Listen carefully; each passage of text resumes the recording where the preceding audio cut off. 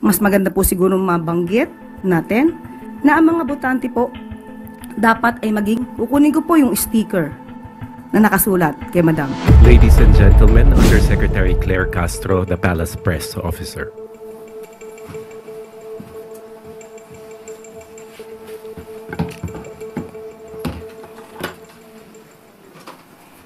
Magandang umaga, Malacanang Press Corps.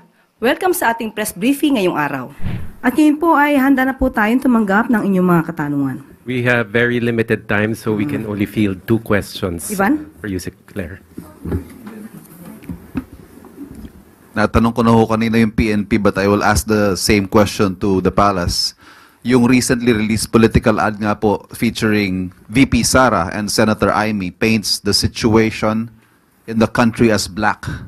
Kulay ng pagluluksa due to hunger, crimes, and injustice, which is a clear imputation of failure of the Marcos administration. What does the Palace have to do with it? You just said it is recent? Yesterday. Oh, ang akala ay 2022 campaign ads to. Dahil sa mas na-describe ang kapanahunan ng nakaraang administrasyon dun sa nasabing campaign ads. Unang-una, meron silang sinabi, teka lang po, tungkol sa madilim, wait lang, saan ba yan? Ayun. Itim ngayon ang kulay ng bansa. Sa gutom at krimen nagluluksa. So, pag sinabi ba natin na itim ngayon ang kulay, mas madidescribe siguro natin nung nakaraang administrasyon na sobrang itim at ngayon ay papaliwanag sa panahon ng kasalukuyang administrasyon. Hindi man ganun pakaputi, pero patungo na doon. Unang-una po, may binanggit sila tungkol sa kagutuman. Tandaan po natin na ayon po sa records na rin po na naibaba ang poverty incidence. Sa panahon ng 2023, 15.5% in 2023 mula sa 18.1% in 2021. You are citing data from? Okay, this is from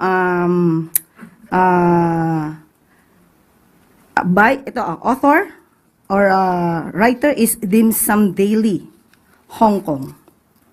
Okay? Meron din po tayo dito. Ito po ay galing din mismo sa report din po ni Secretary Balisacan. Okay? Meron din po tayo dito na pinalabas. Ito naman ay galing kay Philippine Star, Delon Porcalia. Meron pong naitala na 7.2 trillion na utang ang dating administrasyon at dahil po dito ay patuloy pa rin po natin binabayaran sa kasalukuyang administrasyon. At sinasabi nila na tungkol sa krimen, tandaan po natin na meron din po pinalabas na statistics at ito'y inayunan na rin po ng matagal ni Senate President Chis Escudero na sa panahon po ngayon ay mas mababa po ang crime rate as compared po sa karaang administrasyon. At sinasabi rin po ni Senator Amy, gutom na ang sikmura. Pinaliwanag ko na po yan about the poverty incidents. At gutom pa sa hustisya. Pero hindi po ba yung ibang mga kamag-anak, in particular po, babanggitin ko, ito ay galing sa panulat ni Christina Chi ng Philstar.com. Sinabi po ni, and I quote na po sa kanyang panulat, Dalia Cuartero, whose son was killed during a drug operation in 2016, described feeling overwhelmed with tears of joy, tears upon hearing of Duterte's arrest. So dito pa lamang, marami na rin po nagsasabi na paunti-unti ay nabibigyan ng liwanag ang mga pangyayari. So, mas maganda po siguro mabanggit natin na ang mga botante po dapat ay maging, kukunin ko po yung sticker na nakasulat kay Madam, maging mapanuri. Huwag pong magpaloko sa mga sinasabi sa iilang campaign ads. Alamin ang katotohanan, iwasan ang fake news. Dignidad mo, boto mo. Kinopya ko po yan lahat mula sa kanyang sticker. Yun lamang po. May reaksyon ho ba ang Pangulo? This coming from the second highest official of the land, supported by his own sister. Patungkol po dyan, patungkol po sa campaign na issues, maganda pong mas tanong na lang natin ang campaign manager. Mas authorized po siyang magsalita patungkol po sa ganyang klaseng relasyon. But have you taken this up with the President? What are his thoughts on this? Patungkol po sa kanyang kapatid? No, yeah. This particular ad, for example, which is Of course, the latest.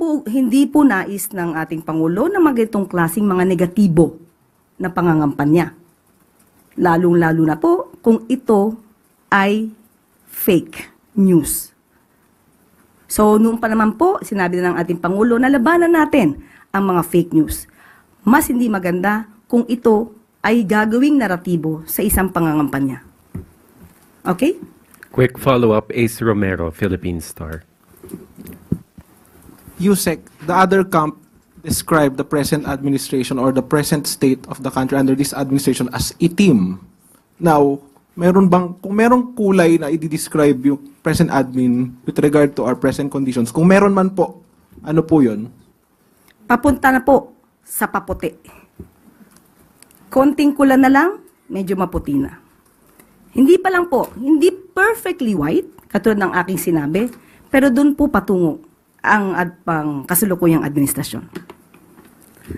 At dito po nagtatapos ang ating briefing ngayong araw.